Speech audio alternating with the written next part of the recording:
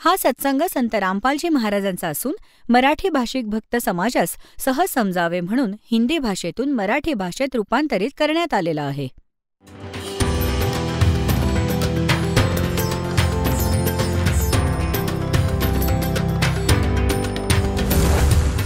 और ज्ञान सब ज्ञान डी कबीर ज्ञान सो ज्ञान और जैसे घोड़ा तोब कायम करता चले मैदान. जगद्गुरु तत्वदर्शी संत रामपालजी महाराजांचे अमृत वचन सर्व पवित्र धर्मांच्या व पवित्र शास्त्रांच्या आधारावर. तेव्हा परमेश्वर म्हणाले की अरे ज्योत निरंजन, अरे क्षरपुरुष, आपण तर म्हणत होतात की काही आत्मे तयार आहेत, हे तर कोणीच बोलत नाहीत, सन्नाटा पसरलाय. तेव्हा एक आत्मा सगळ्यात प्रथम उभा राहिला. त्याने विचार केला की नाहीतर आपण इथेच राहू. त्याने उभं राहून म्हटलं की पिताजी, त्याने हात वर केला आणि म्हणाला पिताजी मी जाऊ इच्छितो. मग काय, त्याच्यासारखेच सगळे विचार करू लागले की आपण का मागे राहायचं. आम्ही पण सगळ्यांनी केला असा, सगळ्यांनी हात वर केला. जेवढे अब्जागणित अगणित इथं आले होते ना, मोजदाद नाही करू शकत त्या सगळ्या जीवांची. परमात्म्याच्या जवळ तर सगळं गणित आहे, सगळा तपशील आहे, पण आपण नाही करू शकत जीवसंख्या. जेवढेही 21 ब्रह्मांडात प्राणी आहेत हे सगळे सतलोकातून आले आहेत. मुंगी असो किंवा हत्ती असो, रंक असो, राजा असो, कोणत्याही पशुपक्ष्याची योनी असो, जीवजंतू सुद्धा भोगत आहेत. तर परमेश्वर म्हणाले चला ठीक आहे, ज्योत निरंजन, ज्यांनी ज्यांनी मनापासून तुझ्याबरोबर यायची इच्छा व्यक्त केली आहे, जे इच्छाशक्तीने सगळे जात आहेत, त्यांचे सगळ्यांचे नंबर मी लिहून घेतलेत, ते माझ्याकडे आहेत. तुम्ही जा तुमच्या ब्रह्मांडात, कारण ही ब्रह्मांड तिथंच होती, सतलोकाच्या एका कोपऱ्यामध्ये, बिलकुल एकांत ठिकाणी, सतलोकात. आणि आपण राहत होतो एका मुख्य सतलोकात. जसं एकतर बाहेरची गावं असतात दिल्ली क्षेत्राच्या, दिल्ली राज्याच्या, एक शहरांचं स्थान, मधलं जे स्थान असतं, आम्ही तिथे राहत होतो. आणि हे कालचे होते, समजा दिल्लीच्या बाहेर 21 ब्रह्मांड होती. हा निरंजन गेला तिकडे स्वतःच्या ब्रह्मांडामध्ये. हा क्षरपुरुष, याला ज्योत निरंजन सुद्धा म्हणतात, याला काळ सुद्धा म्हणतात. पुढे जाऊन याला अनेक नावं देण्यात आली आहेत याच कहाणीमध्ये. तर तिकडे परमात्म्याने काय केलं, ज्या आत्म्याने सर्वप्रथम आपला हात वर केला होता, स्वीकृती दिली होती क्षरपुरुषाबरोबर जाण्यासाठी, परमेश्वराने त्याचं एक युवा स्त्री रूप बनवलं, पण त्याला प्रजनन इंद्रिय नाही दिली. आणि जे सर्व आत्मा त्याच्याबरोबर जाऊ इच्छित होते, ज्यांनी त्याला स्वेच्छेने स्वीकृती दिली होती, त्या सगळ्यांना बीजरूप बनवलं. आपल्या वचनाने आणि दुर्गेच्या आत प्रवेश केला. जसं आजच्या काळात ही गोष्ट समजणं खूप सोपं झालं आहे. हे डॉक्टर लोक काय करतात की ते सांगतात की 1 ग्रॅम रक्तामध्ये न जाणे कितीतरी 80 लाख जीवाणू, 50 लाख जीवाणू वेगवेगळ्या प्रकारचे असतात.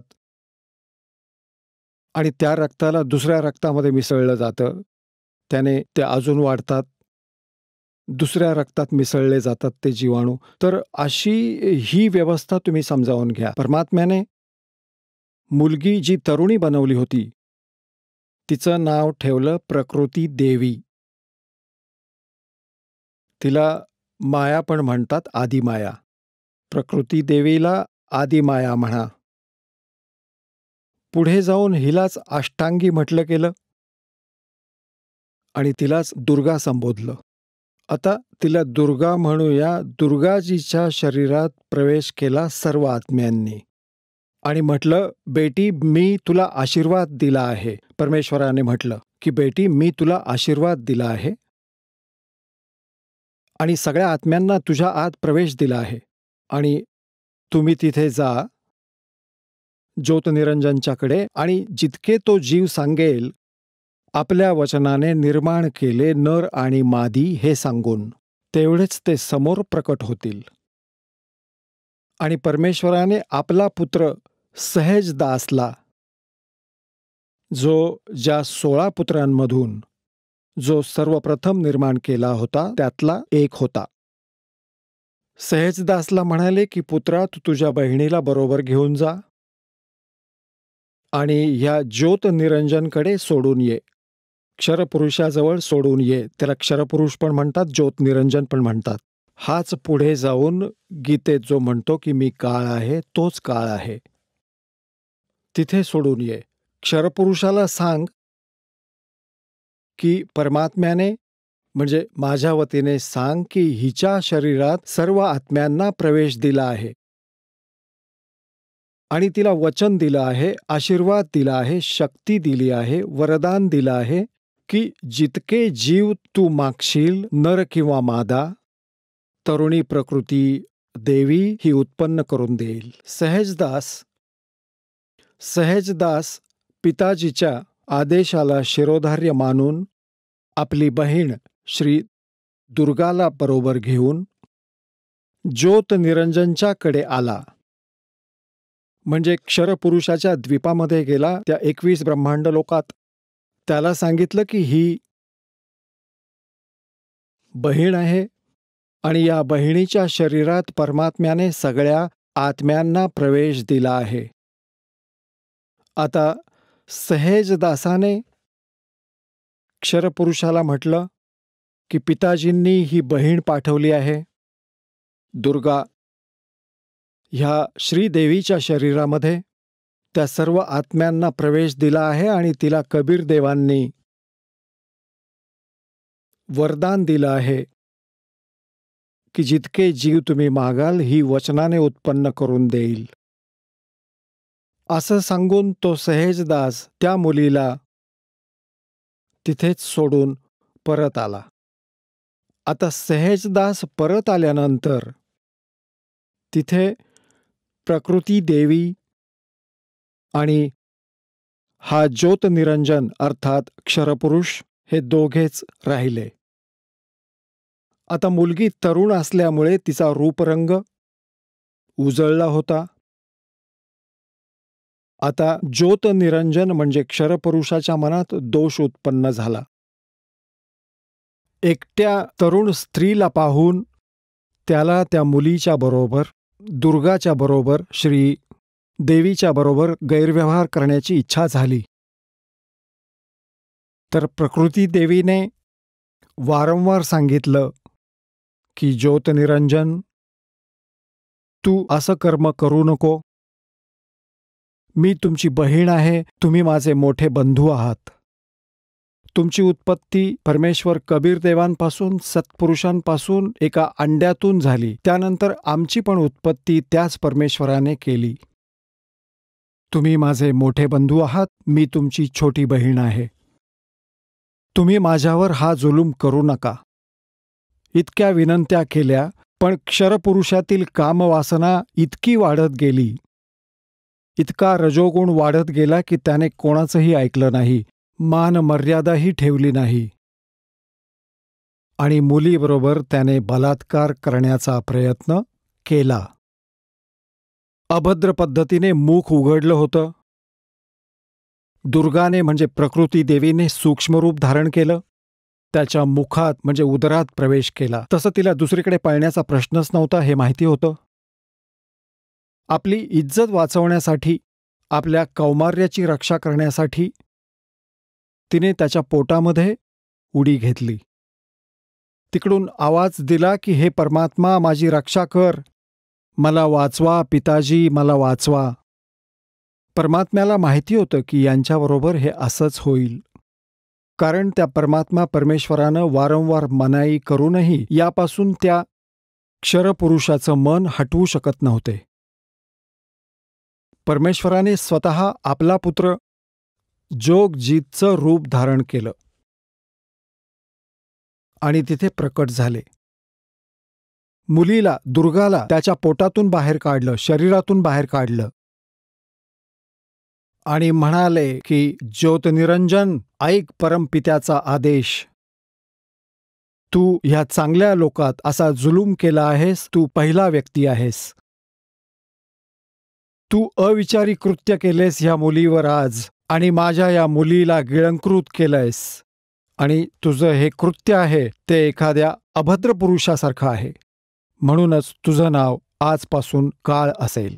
तू काळ नावानेच ओळखला जाशील आणि 1,00,000 मानव शिरधारी प्राण्यांची नित्य आहार क्रिया करशील आणि 1,25,000 अतिरिक्त उत्पन्न करशील, म्हणजे 25% यापेक्षा जास्त उत्पन्न करशील. आणि आजपासून तुला या देशातून काढून टाकले परमपिता परमेश्वराने. सतलोकातून काढून टाकले, 21 ब्रह्मांडातूनही काढून टाकले तुला. चल, जा, निघून जा इथून. एवढंच म्हणाले होते. त्याचवेळी ही 21 ब्रह्मांड तिथून अशी निघून गेली जसं एखादं विमान वेग पकडतं. आणि ह्या प्रकृती देवीला परमात्मा म्हणाले की तू स्वतःनेच तुझ्या पायावर कुऱ्हाड मारली आहेस. आता तू स्वेच्छेने यासोबत जाशील आणि पित्याच्या मनातूनही उतरशील, कारण त्यावेळी परमात्मा रूप बदलून तिथे उभे होते. आता तू इथे राहू शकत नाहीस. 21 ब्रह्मांड सतलोकातून गेली आणि सत्यलोकातून, बाहेरील क्षेत्रातून, सीमेवरून 16 शंखकोस, जसे अरब, खरब, नील, पदम, दसपदम, मग शंख, दशशंख असे 16 शंखकोस. एक कोश जवळजवळ 3 किलोमीटरचा असतो. 48 शंख किलोमीटर समजा. ही 21 ब्रह्मांड आली. आता ज्योतनिरंजनने विचार केला की माझ्याबरोबर जे व्हायचं होतं ते झालं आहे. आता मी इथे संपूर्णपणे स्वतंत्र आहे. आता मी मर्जीप्रमाणे वागेल. त्याने पुन्हा त्या दुर्गासोबत गैरव्यवहार सुरू केला, श्रीदेवीबरोबर. श्रीदेवीने दुर्गाने सांगितलं की ज्योतनिरंजन, क्षरपुरुष, आता तरी डोळे उघड. पहा, परमात्म्याने मला शक्ती दिली आहे, शब्दशक्ती दिली आहे. मी माझ्या वचनशक्तीने तू म्हणशील तेवढे जीव तयार करून देऊ शकते ह्या तुझ्या विश्वासाठी. तू ही मैथुन सृष्टी प्रारंभ करू नको. परंतु त्याने ऐकलं नाही. दुर्गाने पुन्हा याचना केली की बघ, तू माझा मोठा भाऊ, मी तुझी छोटी बहीण. आणि दुसरं, मी तर तुझ्या उदरातून बाहेर आली आहे, त्यामुळे मी तुझी पुत्री आहे. कोणत्या तरी नात्याची लाज बाळग. परंतु ह्या ज्योतनिरंजन क्षरपुरुषाने तिचं अजिबात ऐकलं नाही.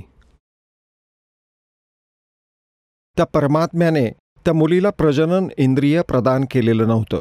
मग कालज्योत निरंजनने जिथून सर्व सिद्धी प्राप्त होतात अशा आपल्या सिद्धिशक्तीद्वारे तिला प्रजनन स्वरूप बनवलं.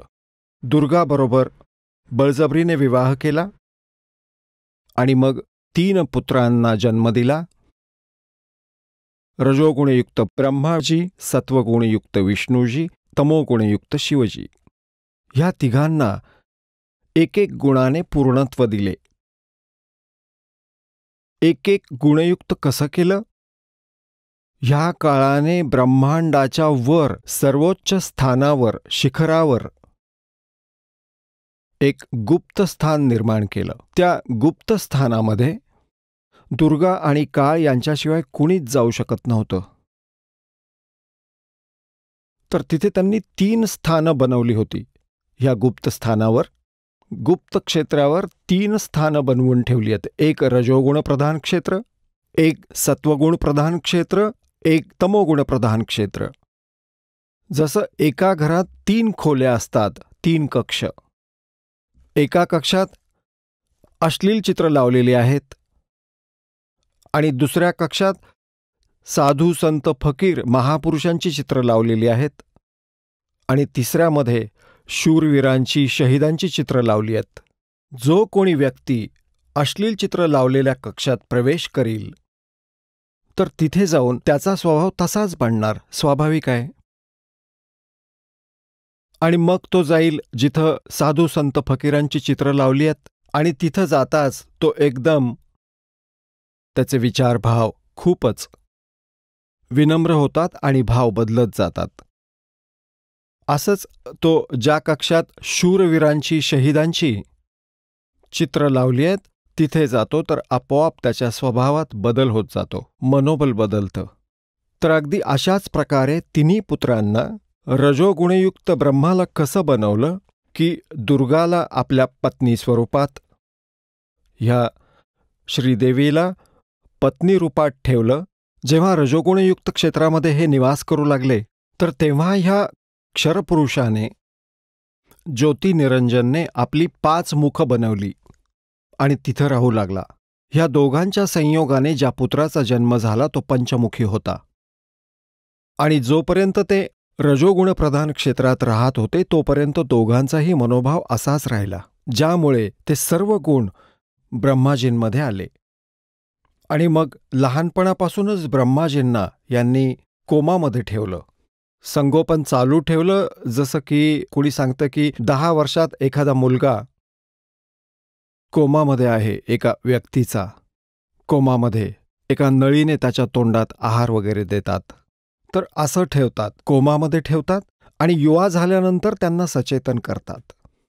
आता दुसऱ्या सत्वगुण प्रधान क्षेत्रात हा काल जो आहे तो विष्णुरूप धारण करतो, हा क्षरपुरुष, आणि आपली पत्नी दुर्गाला तिथं ठेवतो महालक्ष्मी रूपामध्ये. ह्या दोघांच्या संयोगामुळे सत्वगुण प्रधान क्षेत्रामध्ये जो पुत्र निर्माण होतो तो तसाच सत्वगुणयुक्त होतो. आणि मग विष्णूजींना पण अशाच एका कोमामध्ये ठेवतात. युवा झाल्यानंतर त्यांनाही सचेतन करतात. मग हे तिसऱ्या तमोगुण प्रधान क्षेत्रात जातात कोण? हा क्षरपुरुष आणि दुर्गा. आता श्रीदेवीचं तिथं रूप पार्वतीसारखं बनवलं जातं आणि स्वयं ते शिवरूप घेतात, जसं तुम्ही शिवरूप पाहता तर असं, तर शिवरूप बनवतात आणि त्या तमोगुण प्रधान क्षेत्रामध्ये राहतात. तिथं यांच्या संयोगाने जो पुत्र जन्म घेतो तो आपोआपच तमोगुणयुक्त होतो. आणि जेव्हा तो पुत्र मोठा होतो त्याच्या आधी त्याला कोमामध्ये ठेवतात, तशाच प्रकारे युवा झाल्यावर त्याला सचेतन करतात. जेव्हा हे युवा होतात तेव्हा ह्या तिघांनाही एकत्र करतात. एकत्र केल्यावर हा काळ काय म्हणतो, जेव्हा हे तिन्ही पुत्र युवा होतील आणि कार्य करायला योग्य होतील, ह्या सृष्टीची स्थिती सांभाळण्यायोग्य होतील, तेव्हा ह्या काळाने, क्षरब्रह्माने, क्षरपुरुषाने म्हटलं आपल्या पत्नी दुर्गाला की आजपासून मी कोणाच्याही समोर मी मूळ वास्तविक स्वरूपात प्रकट होणार नाही, ही माझी प्रतिज्ञा आहे. आणि तुम्ही जा खाली लोकांमध्ये 21 ब्रह्मांडांमध्ये आणि सांभाळा सगळ्या सृष्टीला. आता दुर्गाने म्हटलं की ज्योतिनिरंजन, मी तुझ्या अधीन झाले आहे. माझ्याच पायावर मी कुऱ्हाड मारून घेतली आहे. कुऱ्हाड तर मारली, आता मला तू सांगशील तसं तुझ्या तालावर नाचावं लागेल. एक गोष्ट सांग, मी स्त्री एकटी कशी या एवढ्या विशाल ब्रह्मांडाला सांभाळणार? तू माझ्याबरोबर राहशील तर मला सहयोग मिळेल. तर तो म्हणाला की मी गुप्त राहीन, कधी कोणापुढे प्रकट होणार नाही, आपल्या योगशक्तीद्वारे लपून राहील, परंतु मी तुझी साथ क्षणाक्षणाला देत राहीन. तू तर फक्त निमित्त मात्र असशील. जे काही मला करायचंय मी स्वतः करीन, माझं कर्म अलौकिक असेल, असं सांगून दुर्गाला ह्या तिन्ही पुत्रांकडे पाठवलं.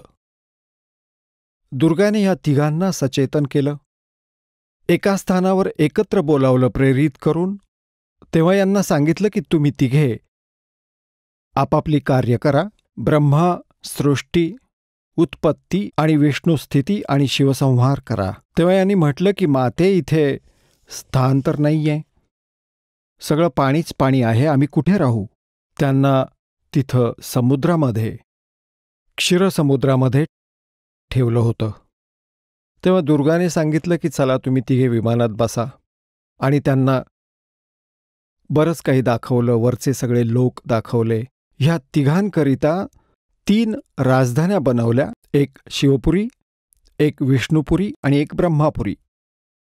शिवलोक म्हणा किंवा शिवपुरी म्हणा, ब्रह्मलोक म्हणा किंवा ब्रह्मपुरी म्हणा, आणि विष्णुपुरीला विष्णुलोक म्हणा.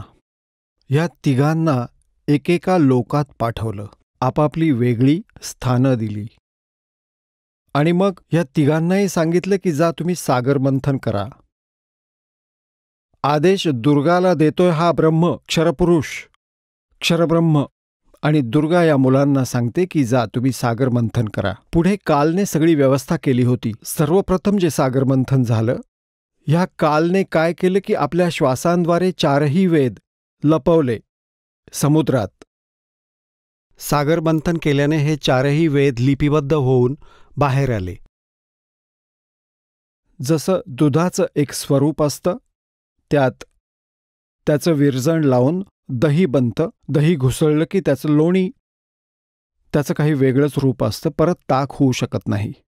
तर अशा प्रकारे ते 4ही वेद आपोआप सुंदर कमळाच्या फुलावर आरूढ होऊन आले. ब्रह्माने 4ही वेद घेतले आणि ते वेद घेऊन आले.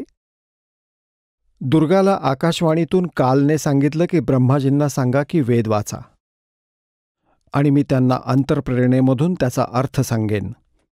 तर ब्रह्माने त्याच्या आधी ब्रह्मा, विष्णू आणि शिव वेदपठणाआधी माता दुर्गाला विचारत की माते, आमचा पिता कोण आहे?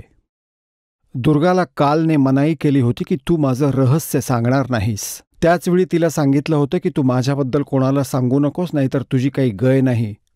आता त्या कालच्या भीतीने, ज्योतनिरंजन क्षरपुरुषच्या भीतीने दुर्गाने सगळं रहस्य गुप्त ठेवलं. आपल्या पुत्रांना सांगितलं की मुलांनो, तुमचा कोणी पिता नाही. मीच तुमची माता आहे, मीच तुमचा पिता आहे, मीच साऱ्या सृष्टीची रचनहार आहे. तर मुलांनी विश्वास ठेवला जी आई सांगतेय. जेव्हा ब्रह्माजींनी वेदपठन केलं, त्यात पाहिलं की सृष्टी रचनहार तर कोणी दुसरंच आहे, तो परमाक्षर ब्रह्म आहे. ब्रह्माने विचारलं की माते, हे वेद कसे मिळाले आपल्याला? दुर्गाने सांगितलं की ही परमात्म्याची देणगी आहे, परमेश्वराने दिले आहेत. अच्छा. तर मग ब्रह्मा म्हणाले की माते, वेदात लिहिलं आहे की परमात्मा साकार आहे, मनुष्य सदृश्य आहे, सहशरीर आहे, आणि तू सांगतेस की आमचा कोणी पिता नाहीये. वेदात लिहिलं आहे की त्यानेच सगळ्याची रचना केली आहे, तो सगळ्याचा रचनाहार आहे, सगळ्याचा मालक आहे. तर वेद खोटे असू शकत नाहीत, कारण गॉड गिव्हन असल्याचं सांगतेस तू. आणि दुर्गा फसली. पहा पुण्यात्म्यांनो, कितीही खोटं बोला, सत्य बाहेर आल्याशिवाय राहत नाही.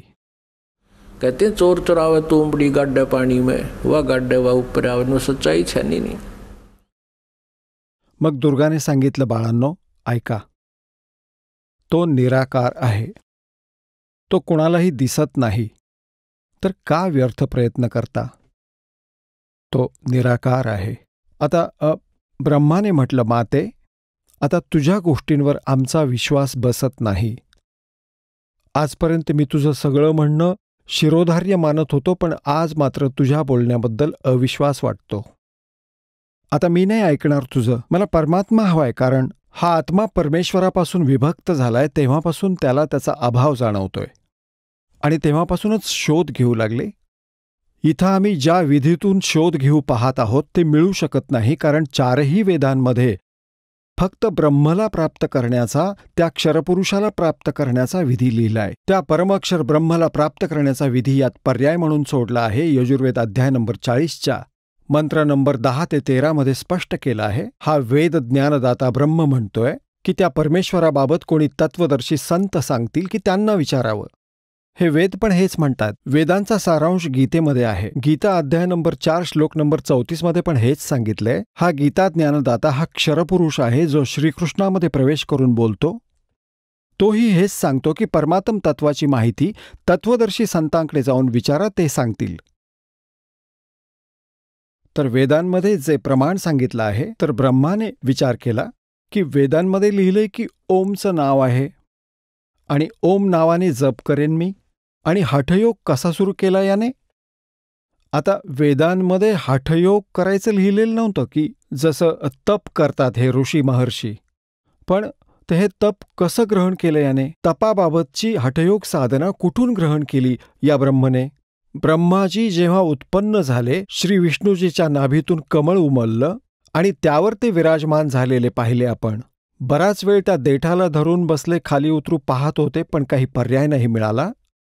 तर त्या कमळावर जाऊन परत विराजमान झाले. त्यावेळी आकाशवाणी झाली क्षरपुरुषाची, ज्योतनिरंजनची, की तप करा, तप करा. आता ब्रह्माने त्या आकाशवाणीलाच परमेश्वर मानून तप सुरू केलं. जेव्हा 1000 वर्ष तप केलं तेव्हा आकाशवाणी झाली की सृष्टी करा. आता तपाने बॅटरी चार्ज झाली. आता ब्रह्माजींनी विचार केला की वेदांमध्ये लिहिली आहे ती भगवानवाणी आणि मी जी ऐकली आहे ती पण भगवानवाणी. आता वेदांमध्ये जे ज्ञान आहे ते परमअक्षर ब्रह्मने दिलेलं आहे.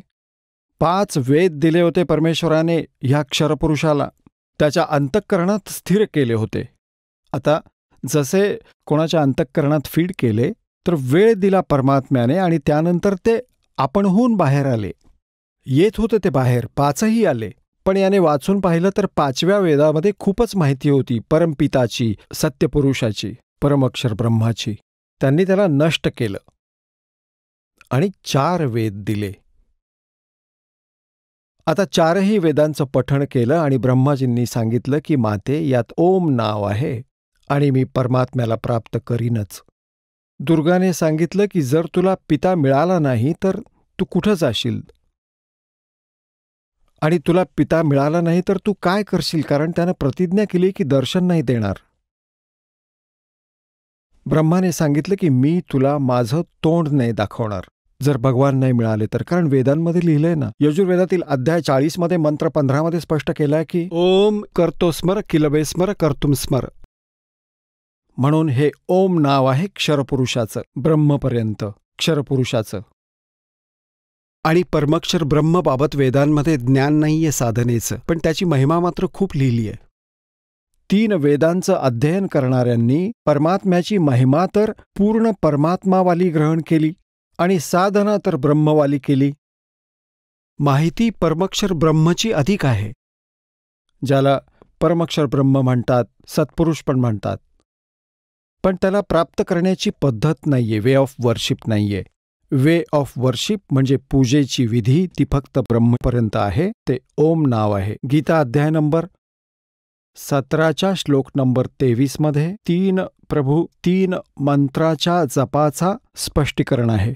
ओम तत्सत इति निर्देश ब्रह्मणे त्रिविध स्मरते.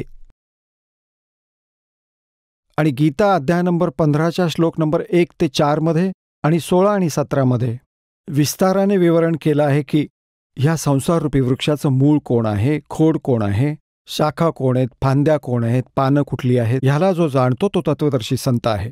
आणि 16 व 17 श्लोकातील 15व्या अध्यायात गीतामध्ये क्षरपुरुष, अक्षरपुरुष व परम अक्षर ब्रह्म म्हणजे उत्तम पुरुष व अन्य क्षरपुरुष व क्षरपुरुषापेक्षा अन्य आहे तो परमक्षर ब्रह्म आहे. गीता अध्याय नंबर 8च्या श्लोक नंबर 1 मध्ये अर्जुनाने विचारलं की आपण जो अध्याय नंबर 7च्या मंत्र 29 मध्ये ज्या तत्ब्रह्माविषयी म्हटलं की प्रभू ते किम तद्ब्रह्म, त्याचं उत्तर गीता ज्ञानदात्याने 8व्या अध्यायाच्या 3ऱ्या श्लोकात दिले की ते परमअक्षर ब्रह्म आहे आणि तोच सगळ्या सृष्टीचा रचनाहार आहे.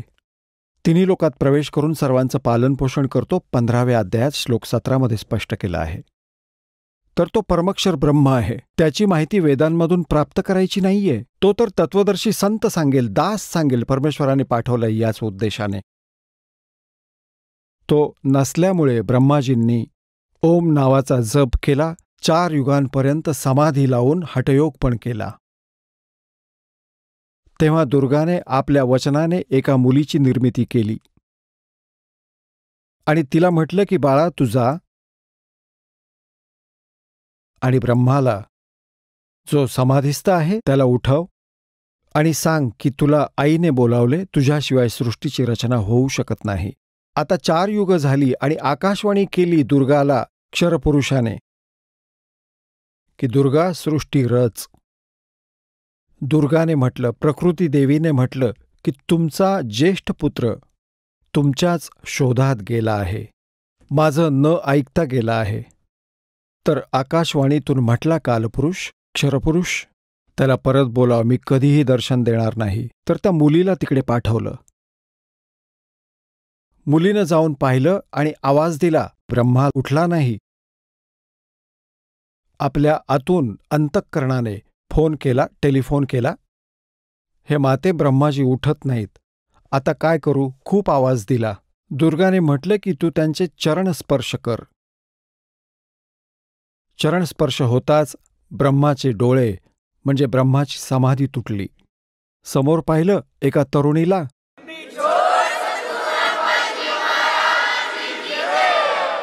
चला आता आपण त्या श्रद्धाळूंचे अनुभव जाणून घेऊया ज्यांनी जगद्गुरू तत्वदर्शी संत रामपालजी महाराज यांच्याकडून दीक्षा प्राप्त केलेली आहे, तसेच त्यांच्याद्वारे सांगितलेल्या भक्ती मार्गावर चालत आहेत.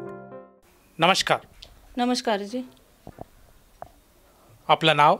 माझं नाव रंजना पुसतकर. आपण कुठून आलात? मी महाराष्ट्र, नागपूर. आपला व्यवसाय काय आहे? मी एक गृहिणी आहे. संत रामपालजी महाराजांची गुरुदीक्षा आपण कधी घेतली? 1 जानेवारी 2016 मी संत रामपालजी महाराजांनी गुरुदीक्षा घेतली. संत रामपालजी महाराजांची गुरुदीक्षा घेण्याअगोदर आपण व आपला परिवार कोणती भक्ती साधना करत होतात? मी संत रामपालजी महाराजांची गुरुदीक्षा घ्यायच्या अगोदर महाराष्ट्रात जी प्रचलित सर्व देवी देवतांची जी भक्ती आहे ती मी करायची, ब्रह्मा विष्णू महेशांची. तसंच श्रावण महिन्यामध्ये पिंडीवरती बेल चढवणं, नवरात्र आले तर मंदिरात जाणे. त्या व्यतिरिक्त शेगावला माझं म्हणजे जे श्रद्धास्थान होतं, गजानन महाराजाच्या मंदिरात मी महिन्यातून एकदा जायलाच पाहिजे. परिवारासहित एकदा दर्शन महिन्यातून मी घ्यायचीच. गजानन महाराजाचं म्हणजे मला श्रद्धा होती. त्यांचे उपवास, त्यांची बावन्नी, गजानन महाराजांची बावन्नी वाचल्याशिवाय किंवा बोलल्याशिवाय माझ्या दिवसाची सुरुवात नव्हती व्हायची. मी गजानन महाराजांची खूप भक्ती करायची आणि श्रद्धेनं करायची. व्रत, वैकल्य, सण, त्योहार, दिवाळी, दसरा, अखरपक, अखजी, पितृपूजा, तर्पण हे सगळं करायची. हे सगळं करतानाही मी दुःखी होती. दुःखाचं कारण होतं माझ्या घरातील प्रेतबाधा, जी आमच्या घरी 20 वर्षापासून जुनी प्रेतबाधा माझ्या भगतजींना होती. त्या प्रेतबाधेमुळे ते पण दुःखी होते आणि मी पण दुःखी होती. तर मी कुठल्याही देवी देवस्थानात जायची या कुठेही नतमस्तक व्हायची तर परमात्म्याच्या म्हणजे दयेने सगळं होतं, भौतिक सुख सगळं होतं, पण आध्यात्मिक सुख किंवा आंतरिक सुख जे म्हणते ते मला नव्हतं मिळत. कारण सगळं असतानाही, सगळं झाल्याच्या नंतर जर आपण कुठे स्थिर होतो तर ते आहे आत्मिक सुख, आणि ते आत्मिक सुख मला नव्हतं. त्यामुळे मी कुठे म्हणजे अशी भटकत होती. ज्यांनी कुठे सांगितलं तिथे जायची, जे भक्ती म्हटलं ती करायची. एका पंडितजीजवळ गेली, घरच्या दुःखाच्या यांनी त्रासाने विचारलं त्यांना की असं का बरं होतं. तर त्यांनी सांगितले की तुमचे पित्र जे आहे ते रुष्ट आहे, त्याच्यासाठी तुम्हाला नारायण नागबलीची पूजा आणि त्रिपिंडीची पूजा करावं लागेल. मी ती पण पूजा केली. ती पूजा केल्याच्या नंतरही मला कुठलाच लाभ झाला नाही. तर मग मला कोणी सांगितलं की तुम्ही पूजा करता पण गुरु नाही केला आहे तुम्ही, आणि गुरुशिवाय कुठलाच मार्ग सफल नाही. तर मग आम्ही ठरवलं की गुरु करायचा. मग माझे भगतजी जे आहे ते एक कौंडण्य पीठाधीश्वर आहे, रामराजेश्वराचार्य म्हणून अमरावतीला. तर त्यांच्याकडे जायचे. ते जी भक्ती साधना होतीच ते मला येऊन सांगायचे की ते असे साधू आहेत, ते समाधी लावतात, 3-3, 4-4 तास ते समाधीत म्हणजे बसतात. ते येऊन मला सांगायचे. मग एक दिवस असं झालं की मी पण परिवारासहित माझे मुलं घेऊन त्यांच्या दर्शनासाठी गेली.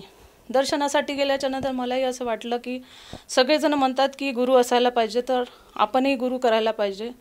तर मी 2012मध्ये त्यांना गुरु केला. त्यांनी मला कानमंत्र दिला, रामाय. मी त्या मंत्राचा जाप करत होते. त्या मंत्राचा जाप करता करता जे दुखणं मला होतं म्हणजे प्रेतबाधा आणि माझ्या मुलाला असलेली शारीरिक व्याधी, तो जेव्हापासून जन्माला आला तेव्हापासून त्याला पोटाचा प्रॉब्लेम होता. तो प्रॉब्लेम मी त्यांना सांगायची आणि माझ्या मिस्टरांचे जो हे होतात तोही मी त्यांना सांगायची की स्वामीजी म्हणायचो आम्ही त्यांना, स्वामीजी मला असा असा त्रास आहे. तर ते म्हणायचे बेटा हे आपलं प्रारब्ध असते, ते प्रारब्ध आपल्याला भोगावं लागतं. मला नेहमी विचार यायचा की मग जर प्रारब्ध आपल्याला भोगावं लागते तर दुःख तर संपणारच नाही, सुखी तर जीव होणारच नाही. मग सुखाचा मार्ग कुठला, काय करायला पाहिजे तर आपल्याला सुख मिळेल. मग याच्यात मी नेहमी राहायची. मग त्यांनी सांगितलं की श्रावण महिन्यामध्ये बेलाच्या पानावर राम, श्रीराम श्रीराम श्रीराम असं लिहून खडूनी, जे खडी येते त्याच्याने लिहून, जर तू पिंडीवरती चढवलं तर त्याच्याने दुःखाचं हरण होते. मी ते सुद्धा करायची. आणि त्यांनी मला 1008 सांगितलेत, मी त्यापेक्षा जास्त बेलपत्र चढवायची की जेणेकरून आपल्याला सुख प्राप्त होईल. तेही करून पाहिलं त्यांनी. जे जे जसं जसं सांगितलं त्या त्या विधीने मी भक्ती करत गेली. आणि यथोचित दान धर्म जे म्हणजे करायला पाहिजे ते सगळं करत गेली. तरी 4 वर्ष त्यांच्या भक्तीत राहिल्याच्या नंतरही मला सुख मिळालं नाही. मग आम्ही त्यांच्या आश्रमातून जेव्हा निघायचो तेव्हा त्यांना आम्ही दंडवत टाकून सांगायचो की गुरुजी आता आम्ही स्वामीजी आता आम्ही घरी निघालो. तर ते 1-2दा असं झालं की आम्हाला म्हणायचे की आता जाऊ नका, आता वेळ चांगली नाही आहे. तर आम्हाला ते थांबवायचे अर्धा तास, 1 तास, 1.5 तास, जसंही काही वाटलं ते. आणि मग नंतर आता जा बेटा असं म्हणून आम्हाला ते सोडायचे. तर आम्हाला असं वाटत होतं की यांना सगळी माहिती आहे. आम्ही सगळा म्हणजे आपला विश्वास ठेवून ती भक्ती करत होतो. एक दिवस असं झालं की ते अमरावतीवरून निघाले आणि त्यांच्या गुरुच्या दर्शनासाठी जात होते. तर जाता जाता त्यांच्या गाडीचा ॲक्सिडेंट झाला. त्यांच्या गाडीचा ॲक्सिडेंट झाला आणि त्यांची गाडी झाडीत जाऊन पडली. ते दुसऱ्या साईडला जाऊन पडले. त्यांचा ड्रायव्हर दुसऱ्या साईडला जाऊन पडला आणि त्यांना इथे टीचेस लागले. मग मला माहिती झालं की स्वामीजींना असा असा अपघात झाला आणि असं हे झालं. तर मग मला तेव्हा थोडं म्हणजे असं वाटायला लागलं की आपण जेव्हा आश्रमातून निघतो तर हे म्हणतात की वेळ नाही चांगली, तुम्ही नंतर जा. आणि जेव्हा मग यांच्यासोबत एवढी मोठी अघटित घटना घडणार होती तर मग हे यांना माहिती नव्हतं का? मग हे यांचं स्वतःचं टाळू शकत नाही तर आपलं कसं काय टाळण, या विचारात मी होतेच. तर मग त्यांच्या ॲक्सिडेंटनंतर माझा थोडा विश्वास डगमगायला लागला आणि मग मी थोडी विचार करायला लागली की मग आपण गुरु केल्यानंतरही गुरुची जर अशी अवस्था आहे तर मग शिष्याची काय अवस्था होईल. हे करता करताच मग मी दुसऱ्या मार्गाकडे वळली. जसं तुम्ही सांगत आहात की अगदी पूर्वीपासूनच आपल्याला परमेश्वराची खोज होती आणि त्याचप्रमाणे आपले जे संकट होते, जे आपल्या कुटुंबावर जे दुःख होतं त्यातनं निवारण करण्यासाठी आपण बऱ्याचशा साधुसंतांकडे गेलात, देवीदेवतांची अर्चना केली, उपासतापास केले, परंतु त्यातून आपल्याला कुठल्याही प्रकारचा म्हणावा तसं असं समाधान आपलं झालं नाही. मला हे विचारायचं आहे की संत रामपालजी महाराज यांच्या ज्ञानाबद्दल आपल्याला माहिती कशी कळाली आणि आपण त्यांच्या शरणात कसे आलात? मी अशीच एकदा TV सिरियल वगैरे बघायचं म्हणून TV समोर बसले होते. त्यानंतर चॅनल चेंज करत गुरुजी भगवद्गीता ओपन करून सांगत होते की पूर्ण संताची काय ओळख आहे. जेव्हा त्यांनी म्हटलं की पूर्ण संताची काय ओळख आहे, मग तेव्हा मला थोडं क्लिक झालं की पूर्ण संत म्हणजेच काय, तर अपूर्णही आहे. म्हणजे पूर्ण संताची ओळख काय, तर मग अपूर्णही संत असेल. सद्गुरू काय, मग असत्य आणि सत्य असं पण म्हणजे असू शकतं. मग मला त्या सत्संगाची ओढ लागली. त्या दिवशी सत्संग मी थोडासाच बघितला. पूर्ण संताची ओळख काय एवढं हे झाल्याच्या नंतर मग इंटरव्ह्यू आला. इंटरव्ह्यू बघितला. इंटरव्ह्यूमध्ये पण मला खूपशा म्हणजे माझ्या हे शंकेचं समाधान झालं आणि मला सत्संग बघायची ओढ लागली. मी सत्संग बघितला. सत्संग बघितल्यानंतर मला माहिती झालं की सबका मालिक एक आहे. जे आपण म्हणतो किंवा ऐकतो, आजपर्यंत आपण ऐकलं. आधी तर मला वाटायचं की हिंदू धर्मात वेगळी भक्ती, मुस्लिम धर्मात वेगळी भक्ती. तर मला याविषयीही थोडं डाऊट होता की जर मनुष्य एकच आहे तर मग हे असं वेगवेगळी भक्ती केल्याने आपल्याला काय प्राप्त होईल, या गोष्टीबद्दल मला डाऊट होता. तोच डाऊट माझा गुरुजींनी क्लिअर केला की खरंच सबका मालिक एकच आहे. संत रामपालजीच्या सत्संगात मला माहिती झालं की सबका मालिक एक कोण आहे आणि तो कसा मिळेल, त्याची विधी काय आहे, त्यांनी काय प्राप्त होईल त्या भक्तीत गेल्यानंतर, हे सगळं मला 1 ते 1.5 महिन्याचा मी सत्संग ऐकल्यानंतर मला पूर्ण माहिती झाली. मग मी माझ्या घरच्यांना, माझ्या परिवारातल्या 2 मुलं, मुलगा मुलगी आणि माझे भगतजी यांना सांगितलं की आपण जे भक्तिविधी करून राहिलो ती भक्तिविधी आपली चुकीची आहे. मग चुकीची आहे तर बरोबर भक्तिविधी कुठली? मग मी त्यांना सांगितलं की असं असं आपल्यासोबत घोळ होऊन राहिला, आपण खूप अंधकारात आहोत आणि मनुष्य जन्म मानुष जन्म दुर्लभ है मिले न बारंबार, तरवर से पत्ता टूट गए तो बहर न लगता डार. मनुष्य योनी, परमात्मा सांगतात की 84 लाख योनीच्या नंतर एक मनुष्य योनी मिळते आणि ती मुक्तीसाठी मिळते, मोक्षासाठी मिळते. आणि जर आपण मनुष्य योनीत आहो आणि अशी जर चुकीची भक्ती करून आपण आपला मनुष्य जन्म जर वाया खाऊ तर नंतर कधी मनुष्य योनी मिळेल. मग त्या माझ्या बोलण्यावर माझा मुलगा 10 वर्षाचा होता तेव्हा. तर तो 10 वर्षाचा मुलगा म्हणते, हो मम्मी हे बरोबर असू शकते, कारण भक्ती मार्ग जर गलत असेल तरच संसारात दुःख आहे. संसारात दुःखाचं कारण हेच असू शकते की भक्ती मार्ग गलत असू शकते. त्या 10 वर्षाच्या मुलांनी माझं म्हणणं ऐकलं आणि स्वीकारलंही त्यांनी त्यावेळेस. मग मी माझ्या भगतजींना म्हटलं की आपण नामदीक्षा घेऊ. तर माझे भगतजी म्हणे ठीक आहे घेऊ, आपण विचार करू. मग त्यांनी पण सत्संग बघितला, पण त्यांना एवढा सत्संग म्हणजे नाही समजायला आला. तर ते म्हणे आपण काही दिवसानंतर घेऊ. तर त्यांनी ठरवलं की नवीन वर्षाच्या दिवशी आपण नामदीक्षा घेऊ. मग मी तसेच 2-3 महिने सत्संग कंटिन्यू पाहत गेली आणि 1 जानेवारी 2016ला मी, माझे मिस्टर, माझी मुलगी, माझा मुलगा, आम्ही चौघांनीही संत रामपालजीची नामदीक्षा ग्रहण केली. जसं तुम्ही सांगत आहात की सर्वप्रथम आपले जे पतिदेव आहेत त्यांनी राजराजेश्वर महाराजांची भक्ती स्वीकारली होती. त्याचप्रमाणे आपणसुद्धा त्यांच्या भक्तीत होतात, त्यांना आपण गुरुधारण केलं होतं. मग आपल्याला जेव्हा आपण संत रामपालजी महाराजांचं ज्ञान ऐकलं, खरा माणसाचा जो जन्म आहे तो कशासाठी आहे आणि भक्तीची विधी काय आहे, ती विधी आपल्याला संत रामपालजी महाराजांच्या मार्गात कळाली. मला हे विचारायचं आहे की महाराष्ट्र हा साधू संतांचा देश म्हणून ओळखला जातो. महाराष्ट्रामध्ये बरेचसे साधू संत झालेले आहेत आणि संत रामपालजी महाराज हे हरियाणा स्थित बरवाला येथे त्यांचा आश्रम आहे. तर महाराष्ट्रातला व्यक्ती हा बरवालाला जाऊन हरियाणामध्ये संत रामपालजी महाराजांची गुरुदीक्षा घेतो, हे कसं काय शक्य आहे? महाराष्ट्रातले संत नामदेव हे कबीर साहेबाच्या सानिध्यात आल्याच्या नंतर त्यांची गुरुदीक्षा घेऊन त्यांनी आपल्या भक्तीचा मार्ग स्वीकारला. आणि मोक्षाचा मार्ग काय हा कबीर साहेबांनी 600 वर्षाच्या आधी नामदेव संत जे होऊन गेलेत महाराष्ट्रात त्यांना दिलेला होता आणि त्यांनी त्यांचा अनुग्रह घेऊन भक्ती केली. जर महाराष्ट्रातून ते जाऊन भक्ती करत होते अनुग्रह घेऊन, तर मग आपल्याला जेव्हा लाभ होऊन राहिले, जर संत रामपालजीच्या शरणात आल्याच्या नंतर आर्थिक, भौतिक, शारीरिक, मानसिक हे लाभ होऊन राहिले आणि जितकेही इंटरव्ह्यूज होतात त्या इंटरव्ह्यूजमध्ये ते लोक सांगतात की आम्हाला हे लाभ झाले, आम्हाला ते लाभ झाले. आणि खूप लांब जायची गरज नाही, तर माझ्या नागपुरात पण मी जे भगत जुळले होते आधी त्यांच्याशी कॉन्टॅक्ट करूनही मी त्यांना विचारलं.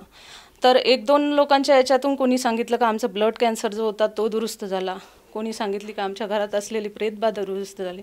तर मग जेव्हा सुख देऊन राहिले ते हरियाणात का असे ना, पण आपल्याला आपल्या घरी सुख मिळून राहिले, तर मग आपण का बरं मागे राहायचं? जेव्हा सुखाचा मार्ग मग तो कुठेही का असे ना जर आपल्याला मिळून राहिला तर तो घ्यायचा का बरं नाही? आणि सत्संगात मी ऐकलं होतं संत नामदेवाला नामा छिपा ओम तारी, पीछे सोहम भेद उचारी, सार सबद पाया जगलोई, आवागमन बहुर ना होई. तर मग हे येणं जाणं, जन्म आणि मृत्यू हे केव्हा टळू शकते हे मला सत्संगात कळलं की मनुष्य योनीत पूर्ण मोक्ष मिळू शकते. आणि तो केव्हा? तर भगवद्गीतेतही सांगितलं आहे ओम तत्सत. तर हा जो ओम तत्सत मंत्र आहे हाच मंत्र कबीर साहेबांनी संत नामदेवाला दिला होता. आणि त्यात सार शब्द जो भेटन तर आवाजाने येणं जाणं बंद होईल. मग येणं जाणं बंद कबीर साहेबाच्या त्या भक्ती मार्गातून जर संत नामदेवाचं चुकू शकते तर मग आपल्यालाही मुक्ती मिळू शकते. कारण कबीर साहेबांनी जी भक्ती 600 वर्षाच्या आधी सांगितली तीच संत रामपालजी आज आपल्याला सांगून राहिले. तोच नाम उपदेश, तोच अनुग्रह संत रामपालजी देऊन राहिले. मग आपण का बरं मागे राहायचं? आपणही नामदीक्षा घ्यायची हे मी ठरवलं. जसं तुम्ही आता उल्लेख केलात की संत रामपालजी महाराजांकडनं ज्या साधकांनी गुरुमंत्र घेतला किंवा त्यांचा अनुग्रह घेतला तर त्यांना बरेचसे लाभ प्राप्त झालेत आणि ते साधक आज स्वतःची मुलाखती देत आहेत, इंटरव्ह्यू देत आहेत. तर तशाच प्रकारचा काही लाभ आपल्याला आपल्या जीवनामध्ये संत रामपालजी महाराजांच्या सद्भक्तीत आल्यानंतर बघावयास मिळाला का? हो, सगळ्यात पहिला महत्त्वाचा लाभ म्हणजे तर मला पूर्ण मोक्षाचा मार्ग मिळाला. दुसरा लाभ जो होता, माझा मुलगा जो त्रस्त होता. 10 वर्ष मी त्याला मेडिकल लाईनमध्ये कुठे ना कुठे होमिओपॅथिक, ॲलोपॅथिक, आयुर्वेदिक ज्यांनी जे जे सांगितलं ते मी 10 वर्ष करून चुकली, पण मला त्यात यश आलं नाही. पण संत रामपालजीच्या शरणात आल्याच्या नंतर 3 महिन्यात, फक्त 3 महिन्यात माझ्या मुलाला त्या त्रासापासून पूर्णतः मुक्तता मिळाली. ज्या दिवशी मी नामदीक्षा घेतली त्या दिवशी मी दंडवत घालून गुरुजींना, संत रामपालजीला म्हटलं का जर तुम्ही सद्गुरू असाल, पूर्ण संत असाल किंवा परमेश्वर असाल, जे कोणी असाल, तर माझ्या मुलाच्या या दुःखाने आणि माझ्या घरातील दुःखाने मी त्रस्त आहोत, तर या दुःखातून तुम्ही मला पूर्णपणे बाहेर काढाल. तर मी त्या दिवशी पहिल्यांदा दंडवत टाकून त्यांना विनवणी केली. परमात्म्याच्या दयेने, गुरुजीच्या, संत रामपालजीच्या भक्तीने माझ्या मुलांनीही भक्ती केली, मीही भक्ती केली. 3 महिन्यात सरजी म्हणजे एक गोळी, एक इंजेक्शन आणि त्याचं ऑपरेशनही म्हणजे ठरवलं होतं. नागपूरला एलेक्सिस हॉस्पिटल आहे, एलेक्सिस हॉस्पिटलला त्याचं ट्रीटमेंट सुरू होतं आणि तिथे त्याला मेजर ऑपरेशनही सांगितलं होतं. पण मला जेव्हा हे ज्ञान माहिती झालं तेव्हा मीच म्हणजे भगतजींना म्हटलं की नाही, आपण ऑपरेशन नाही करू, आपण पहिले या मार्गात जाऊन भक्ती करून पाहू, नंतर काय ते ठरवू.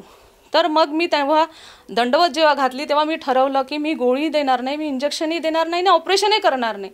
जर परमेश्वर आहे तर मग ऑपरेशनची काय गरज. तर खरोखरच सरजी 3 महिन्यात माझ्या मुलाची जन्मापासून जी चालत आलेली जी म्हणजे दुःख होतं ते 3 महिन्यात नष्ट झालं. हा सगळ्यात मोठा चमत्कार. जसं तुम्ही सांगत आहात की संत रामपालजी महाराजांकडनं गुरुदीक्षा घेतल्यानंतर आपल्या जो मुलाला जो जन्मतः जो आजार होता तो पूर्णपणे दूर झाला. तर मला हे विचारायचं आहे की या गोष्टीला आजच्या घडीला, आज 2023 चालू आहे, किती दिवस लोटले आहेत आणि कधीपासून आज आपला मुलगा कुठल्या प्रकारचं मेडिसिन किंवा कुठल्या प्रकारचे मेडिकल ट्रीटमेंट घेत नाही आहे? 2016मध्ये तो 10 वर्षाचा होता. आता 6 वर्ष झाले त्यांनी नामदीक्षा घेतली. ठणठणीत बरा आहे तो आणि सगळ्या क्रिया नॉर्मल करतो. तो जेवण करणे, शाळेत जाणे, सगळं नॉर्मल करतो. तो आता 12वीला आहे तो. या व्यतिरिक्त आपल्याला व आपल्या परिवाराला काय काय आणखीन अनुभव आलेत का? हां, अजून एक दुसरा अनुभव मी सांगू इच्छितो. माझे वडील, मी भक्तिमार्गात आल्याच्या नंतर मला नेहमी वाटायचं, संत रामपालजी आपल्या सत्संगात सांगतात की धन्य हो आप और आपके मात पिता. तर नेहमी मी त्यांना म्हणायची की गुरुजी, माझी तर धन्यता सिद्ध झाली, पण माझे आई वडील तुमच्या शरणात नाही तर त्यांची धन्यता सिद्ध व्हायची आहे. तर मला नेहमी वाटायचं की त्यांनीही हा गुरुमंत्र घ्यायला पाहिजे. तर काही दिवसाच्या नंतर असं झालं की 2020मध्ये त्यांच्याच गावाच्या शेजारी गुरुजीचं सत्संग झालं, संत रामपालजीचं. त्याच सत्संगात मी त्यांना बोलावलं. पहिल्या सत्संगात परमेश्वराची एवढी दया झाली की पहिल्याच सत्संगात त्यांनी संत रामपालजीची गुरुदीक्षा घेतली 2020मध्ये. जेव्हा त्यांनी नामदीक्षा घेतली तेव्हा त्यांना हर्नियाचा त्रास होता. तो त्रास त्यांनी मला कधीच सांगितला नव्हता, पण त्यांनी त्यांच्या मुलाला हा त्रास सांगितला होता. तर मुलगा म्हणाला की WCLमध्ये आहे माझा भाऊ, तर तो म्हणाला आपण दवाखान्यात जाऊ आणि याचं ऑपरेशन होते, आपण ऑपरेशन करू. परंतु माझ्या वडिलांना त्याची भीती वाटत होती की ऑपरेशन, कारण त्यांचं एक आधी हाताला गाठ आली होती, तर ऑपरेशन झालं होतं त्या गाठीचं, तर ऑपरेशन थिएटरची त्यांना भीती वाटत होती. तर ते आतमधल्या आतमध्ये असे म्हणजे दुःखी होते. तर त्यांचं सुद्धा जे हर्नियाचा त्रास आहे तो 6 महिन्यात बिना ऑपरेशननं, बिना गोळीने, कुठलंच इंजेक्शन नाही, कुठलीच औषध नाही, कुठल्याच दवाखान्यातही गेले नाही आणि ऑपरेशनही केलं नाही. मग ते 6 महिन्याच्या नंतर मला सांगतात की बेटा मला असा त्रास होता, जेव्हा मी नामदीक्षा घेतली तेव्हा मी या त्रासाने दुःखी होतो, तर मला या त्रासातून गुरुजींनी माझी मुक्तता केली. तर हा दुसरा लाभ, मेडिकल लाईनमधला हा माझा दुसरा अनुभव. आणि या भक्ती मार्गात आल्याच्या नंतर लाभ तर म्हणजे छोटे मोठे अनगिनत आहे, म्हणजे सांगू नाही शकत इतके आहे. पण मी माझे मेन लाभ तुम्हाला सांगेन. मला आर्थिक लाभ पण खूप झालेत.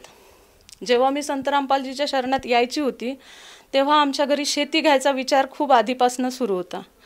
तर माझं लग्न झालं तेव्हापासून आम्ही शेती शोधायचो.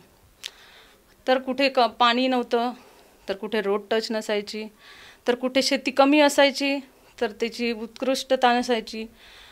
पण संत रामपालजीच्या शरणात आल्याच्या नंतर 2016ला मी शरणात आली, 2017ला गुरुजीच्या दयेने, संत रामपालजीच्या दयेने 10 एकराचा प्लॉट रोड टच, जिथे 12ही महिने पाणी अवेलेबल आहे आणि 24ही तास तुम्ही तिथं काही कार्य करू शकता, अशा ठिकाणी 10 एकराचा प्लॉट गुरुजीच्या दयेने मला मिळाला. सरजी, ज्या दिवशी आम्ही शेती बघायला गेलो आमच्याजवळ पैसे नव्हते आणि लाखोचा व्यवहार होता, 1-2 रुपयाचा नव्हता. पण संत रामपालजीची अशी दया झाली की जी 20 लाख रुपये याची व्हॅल्यूची जी जमीन होती ती 14 लाख रुपये एकराने आम्हाला मिळाली आणि त्याची रजिस्टर पण लागली आणि ते पैसे पण संत रामपालजीच्या दयेने पूर्णपणे तो व्यवहार कंप्लीट झाला. हा एक लाभ मला भक्तीत आल्यानंतर झाला. दुसरा लाभ, आमच्या घरी भगतजी पार्टनरशिपमध्ये व्यवसाय करत होते. तर त्यांच्या पार्टनरनी त्यांना धोका देऊन काही करोडो रुपये घेऊन तो निघून गेला. तेव्हा भगतजींना विचार आला की व्यवसाय तर एकच होता, आता काय करायचं? व्यवसाय पूर्ण डुबीत आला, आता काय करायचं? पण माझ्या गुरुवर पूर्ण भरोसा होता. म्हटलं तुम्ही घाबरून जाऊ नका, आपण परमात्मा दया करेल, आपणही काही नाही काही करू आणि सगळं व्यवस्थित होईल. मग परमात्माने प्रेरणा केली. अजून कुठून तरी त्यांनी व्याजाने पैसे आणले. व्याजाने पैसे आणून 10 एकर लेआउटसाठी जागा घेतली. 10 एकर जागा घेतल्याच्या नंतर प्लॉटिंग केली, डेव्हलप केलं तिला आणि आता प्लॉट विकायचे.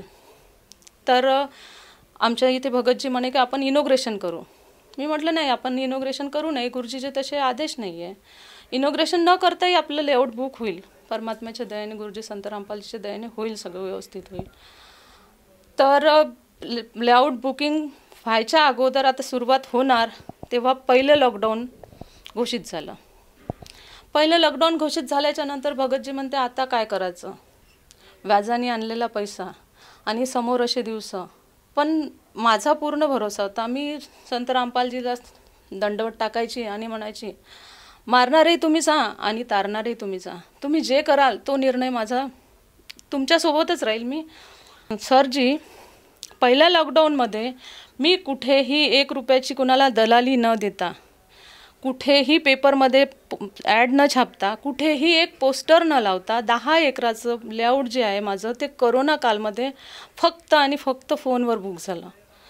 तर हा चमत्कार नाही म्हणावं तर काय म्हणावं, आणि करोना कालमध्ये. तर हा मला दुसरा लाभ झाला. ताई, आपण जसं मगाशी उल्लेख केला की आपल्या ज्या पतीला आहे त्यांना अगदी म्हणजे पूर्वीपासूनच 20 वर्षापासून त्यांना भूतबाधा होती आणि त्यातून मुक्तता करण्यासाठी आपण बरेचसे मार्ग अवलंबले, बऱ्याचशा देवीदेवतांची पूजा केली, त्याचप्रमाणे गुरुसुद्धा आपण धारण केले होते. तर त्यातनं कुठलाही त्यांना आराम मिळाला नाही. तर मला हे विचारायचं आहे की आजच्या घडीला आपल्या पतिदेवांना त्या व्याधीतनं कुठल्या प्रकारचा, कुठल्या स्वरूपातला आराम आज मिळालेला आहे का? जी सर जी.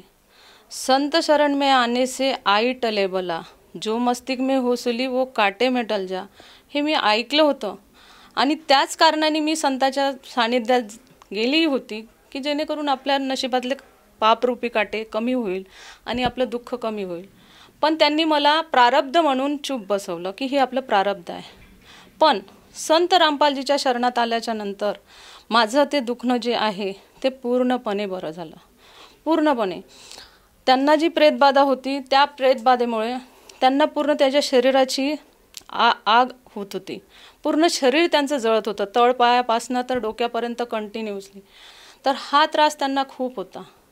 आणि त्यांचं काही वेळेस असं विचित्र वागणं, म्हणजे कुठलंही निगेटिव्हिटी जर असली तर म्हणायचे हे तुझ्यामुळं झालं. काही घरात अघटित घडलं किंवा काही झालं तर ते मला म्हणायचे की ही तुझ्यामुळं झालं, तुझं डिसिजन होतं हे.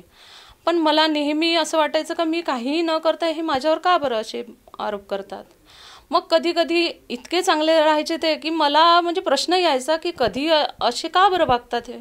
पण संत रामपालजीच्या शरणात आल्यावर त्यांची भक्ती केल्याच्या नंतर हळूहळू त्यांच्यात चेंजेस व्हायला लागले. त्यांना आता शरीर जळत नाही आणि स्वतःही सांगतात की मलाही खूप आतून असं म्हणजे चांगलं वाटतं जेव्हापासून मी भक्ती घेतली तेव्हापासून. जसं की आपण संत रामपालजी महाराजांकडनं जेव्हापासून गुरुदीक्षा घेतली, त्यांच्या मार्गात जेव्हापासून आपण आलात त्यानंतर आपल्याला व आपल्या परिवाराला अनगिनत अशा स्वरूपात बऱ्याच मोठ्या प्रमाणात लाभ प्राप्त झालेत, आर्थिक स्वरूपात, मानसिक स्वरूपात. त्याचप्रमाणे आत्मज्ञान झालं आणि मोक्षाचा मार्ग आपल्याला कळाला. जी परमेश्वराची खोज आपल्याला हवी होती ती मिळाली. तर ह्या आपल्या अनुभवातून आपण आपल्यासारखे जे काही गरजवंत आहे, जे काही त्रासानी आज ग्रस्त आहेत, आपल्या दुःखापासून मुक्तता ते शोधत आहेत, त्याचप्रमाणे ज्यांना परमेश्वराची ओढ आहे आणि भक्तीचा मार्ग काय आहे याची त्यांना ओळख नाही, अशा सर्वांसाठी आपण आपल्या अनुभवातून काय संदेश द्याल? संदेश तर नाही, पण मी त्यांना प्रार्थना करू इच्छितो की माझ्यासारख्या अशा अनंत बहिणी आहेत की ज्या दुःखी आहेत, बंधू भगिनी जे कोणी दुःखी आहेत, त्यांनी संत रामपालजीचं जे लिखित पुस्तक आहे किंवा त्यांचे जे सत्संग चालतात ते ऐकावे, एक पुस्तक तरी वाचावं. कारण आपण भक्ती जेव्हा करतो तर किती नानाविध प्रकारच्या त्यात पोथी पंचांग इतकं सगळं म्हणजे वाचत असतो. ते वाचता वाचताच एक छोटंसं पुस्तक संत रामपालजीने ज्ञानगंगा लिहिली आहे, ती एक पुस्तक तुम्ही वाचून बघा. तेव्हा कळेल की आपण काय करून राहिलो आणि काय करायला पाहिजे. आणि जर जो कोणी दुःखी असेल आणि त्याला सुखी जर व्हायचं असेल तर विश्वात एकमेव भक्ती आणि एकमेव सद्गुरू संत रामपालजी असे आहे की ते तुमच्या सगळ्या दुःखाचं निराकरण करू शकतात. आणि ती भक्ती अशी निर्मळ भक्ती आहे की त्यामुळं तुम्ही जीवन सफल करू शकतात. जो जन्म तुम्हाला मनुष्य योनी मिळाली आहे मोक्षासाठी, ती आपली सफल करू शकता. जर साधकाने आपल्या ज्या आव्हानाला स्वीकृती दिली आणि त्याचप्रमाणे त्याला संत रामपालजी महाराजांचं ज्ञान आवडलं असेल आणि त्याला संत रामपालजी महाराजांची गुरुदीक्षा घ्यावायची असेल तर ती व्यक्ती किंवा तो साधक संत रामपालजी महाराजांची गुरुदीक्षा कशी घेऊ शकेल? जे कोणी मला बघत आहे किंवा ऐकत आहे माझं म्हणणं, तर जिथे ज्या चॅनलवरती सुरू आहे त्या खाली एक पट्टी चालते, त्या पट्टीवरती फोन नंबर फ्लॅश होतात. ते फोन नंबर संत रामपालजीच्या आश्रमाचे असतात. त्या फोनवरती तुम्ही फोन करा आणि आपल्या जवळच्या नामदान स्थळाची माहिती मिळवा. आज संत रामपालजीच्या दयेने 500-550च्या जवळपास नामदान स्थळ उघडले आहे. तर आपल्याजवळ कुठलं नामदान स्थळ आहे त्याचा शोध तुम्ही त्या नंबरवरती करू शकता आणि नामदानावरती जाऊन गुरुदीक्षा घेऊ शकता. जसं तुम्ही सांगत आहात की संत रामपालजी महाराजांचे आज जगभरात 500च्या वरती आज नामदान केंद्र उपस्थित आहेत आणि तेथे जाऊन साधक संत रामपालजी महाराजांची गुरुदीक्षा किंवा गुरुमंत्र घेऊ शकतो. मला हे विचारायचं आहे की त्या साधनेला, त्या गुरुदीक्षेला घेण्यासाठी त्या साधकाला किती पैसे मोजावे लागतात? नाही, एकही रुपया द्यावा लागत नाही. ती गुरुदीक्षा निःशुल्क आहे, निःशुल्क गुरुदीक्षा आहे. आणि उलट आपण गुरुदीक्षा जर घेतली तर गुरुदीक्षा मिळाल्यानंतर गुरु गोविंदची स्वरूप असलेले एक फोटो, एक अमृतजल आणि एक प्रसाद आणि एक भक्तिबोध म्हणून पुस्तक ते फ्री ऑफ कॉस्ट दिले जाते. त्याचा एकही रुपया, एकही पैसा घेतला जात नाही. निःशुल्क नामदीक्षेची सुविधा संत रामपालजीने अख्ख्या विश्वामध्ये चालवलेली आहे. धन्यवाद. धन्यवाद जी.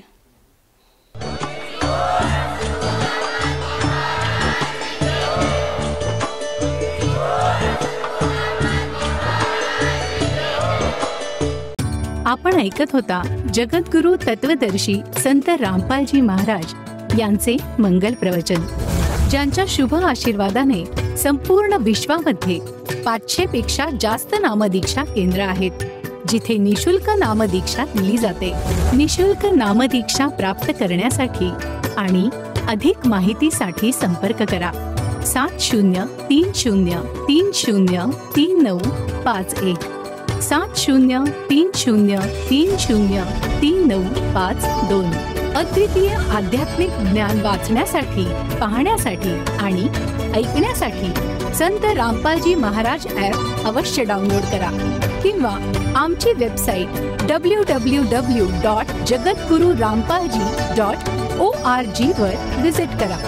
आम्हाला सोशल मीडियावर फॉलो करा. सर्व पवित्र धर्मांच्या पवित्र शास्त्रांवर आधारित प्रमाणित अनमोल पुस्तक ज्ञानगंगा किंवा जगण्याचा मार्ग यापैकी कोणतेही एक पुस्तक निशुल्क मागवण्यासाठी आपण आम्हाला आपले पूर्ण नाव, पूर्ण पत्ता पिनकोड आणि फोन नंबरसह लिहून 7030303951 किंवा 7030303952 या नंबरवर SMS करू शकता किंवा 7030303950 या नंबरवर व्हॉट्सअप देखील करू शकता.